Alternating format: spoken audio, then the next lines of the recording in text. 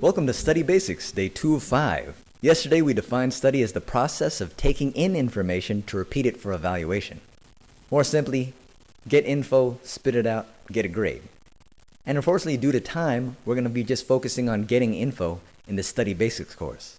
Yesterday I asked you, when studying or working on a project, what are the best ways you gather and store information for a test? And then I also asked you, what are the worst ways you gather and store information for a test? You probably already have some sort of system that you use to study. What I'm going to share with you here in Study Basics is an efficient system to get the most points possible with the least amount of effort. Again, we're focusing on getting the info, but getting the info to get a good grade. So step 1 is organizing the information. Say you've got lecture notes, notes you've taken from the textbook, maybe some homework assignments, things you've done in class, sections in your textbook. What we're first going to do is organize it so that we can answer this question. Is this going to be on the test? So essentially you'll have two piles. The first pile will be the stuff that's going to be on the test. The second pile will be not on the test. It's amazing how much crap piles up in a binder. Go through all the information you have and then just separate them. This is going to be on the test. This isn't going to be on the test. Might take a little bit of time, but it'll make things a lot easier later on. So some tips in organizing the information. You want to organize it so it makes sense to you.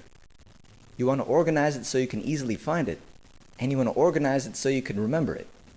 Not only remember where it is, but also remember the information when it comes time to memorize. Some students use little colored folders or little colored sticky tabs. Some students use different color highlighters. Me, I start out with big messy piles and then slowly organize within those piles. A good way to think about it is like folders on your desktop or folders in your MP3 player. So here you have rock, and then you have the band name or R&B and certain artist. And then under that artist, you might have albums or just your favorite songs. You could take a look at the chapters in a test or the sections that are going to be covered on the test same way.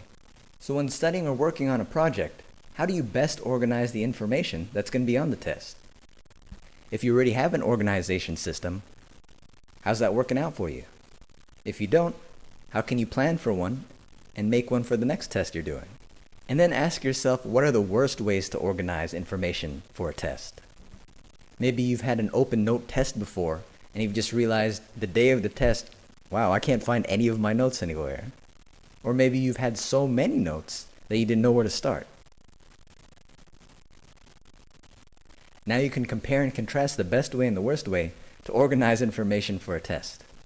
You stick with what works for you.